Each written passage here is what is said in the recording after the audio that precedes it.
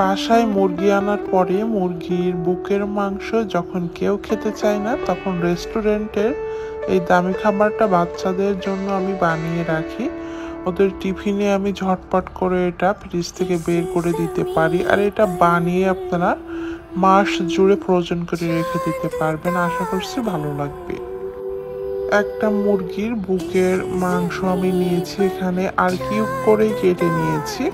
সাথে দিয়ে দিচ্ছি 1 চা চামচ পরিমাণে সয়া সস, 1 চা চামচ পরিমাণে সাদা গোলমরিচের গুঁড়ো, 1.5 চা চামচ আদা রসুন বাটা, 2টা কাঁচামরিচ কুচি, 1 টেবিল চামচ টমেটো সস, সেই সাথে স্বাদ মতো বা পরিমাণ মতো লবণ। এখানে লবণ আমি 1.5 চা চামচের মতোই দিয়েছি।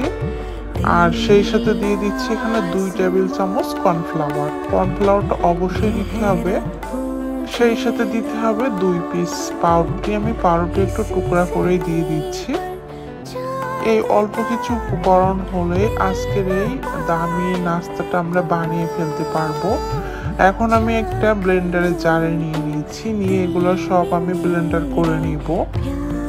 রেস্টুরেন্ট থেকে এই দামি নাস্তাটা কিনে খেতে গেলে অনেক বেশি দাম পড়ে যায়, তো অল্প খরচে বাসায় আমরা বানিয়ে নিতে পারবো, তাও অনেকগুলো পরিমাণে।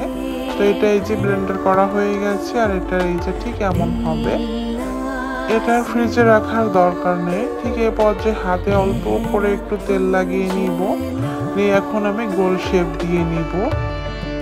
আর এটা কেমন সাইজের করবেন, ছোট বড় না মিডিয়াম, সেটা আপনাদের উপর ডিপেন্ড করবে।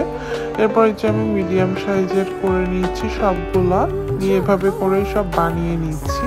আর গায়ে যেন কোনো প্রকার ফাটল না থাকে সেদিকে খেয়াল রাখতে হবে। এখন এগুলো আমি সিদ্ধ করার জন্য ফুটন্ত গরম পানি এই যে চুলায় আমি বসিয়ে দিয়েছি। পানিটা যখন বলক উঠবে ঠিক তখনই মিডিয়াম আঁচে রেখে আমি সবগুলা বল দিয়ে দিচ্ছি। মিডিয়াম টু হাই আছে আমি 10 মিনিট ঘড়ি ধরে এটা জাল করে নিব। এর বেশি জাল করলে এটা শক্ত হয়ে যাবে। যেহেতু আমরা এখানে মুরগির যে বলগুলা সেগুলো হচ্ছে নর্মাল টেম্পারেচারে ছিল, বলকটা পানিতে দেওয়ার পরেই কিন্তু বলক উঠেনি, একটু সময় নিয়ে বলক উঠবে। যাই হোক 10 মিনিট এটা সিদ্ধ করে নিলেই হলো। একটু আমি ঘুরিয়ে ঘুরিয়ে দিচ্ছি যেন সব পাশ ভালোভাবে সিদ্ধ হয়। সিদ্ধ হয়ে গেছে, 10 মিনিটের মতো রেখে এই যে আমি উঠিয়ে নিলাম। অন্য একটা প্যানে আমি 2 টেবিল চামচ রান্নার সয়াবিন তেল দিয়ে দিচ্ছি। চাইলে এটা আপনারা ডিপ ফ্রাইও করতে পারবেন, তবে আমি হালকা তেলে ভেজে নিব। চুলার আঁচটা মিডিয়াম টু লো রেখে এখন উল্টে পাল্টে এটা ভেজে নিচ্ছি। যখন সিদ্ধ করা হয়ে যাবে ঠিক ওই পর্যায়ে ঠান্ডা করে নর্মাল টেম্পারেচারে চলে আসলে এরপর এয়ারটাইট কোনো বক্সে ভরে আপনারা ডিপ ফ্রিজে রেখে দিবেন। শুধুমাত্র বাচ্চাদের টিফিনে দেওয়ার আগে ফ্রিজ থেকে বের করে এভাবে ভেজে দিয়ে দিতে পারবেন, বা বিকালে চায়ের সাথে কিংবা বিকালবেলা ঝটপট নাস্তা হিসেবে এটা আপনারা বানিয়ে খেতে পারবেন।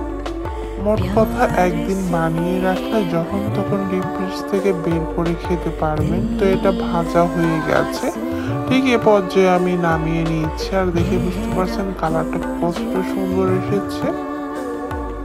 এটা নামিয়ে নিচ্ছি।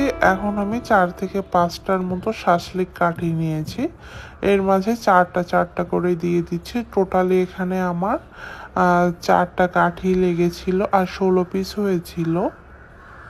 যে কোনো সসের সাথে এটা পরিবেশন করতে পারবেন, বাচ্চারা খুবই পছন্দ করবে, আর বড়রা তো আছেই। যাই হোক, এই সহজ রেসিপি ভালো লেগে থাকলে অবশ্যই শেয়ার করে দিবেন। আর এটার ভিতর কেমন সিদ্ধ হয়েছে আর কেমন হয়েছে সেটাও আমি একটু কেটে দেখাচ্ছি। আশা করছি ভালো লেগেছে।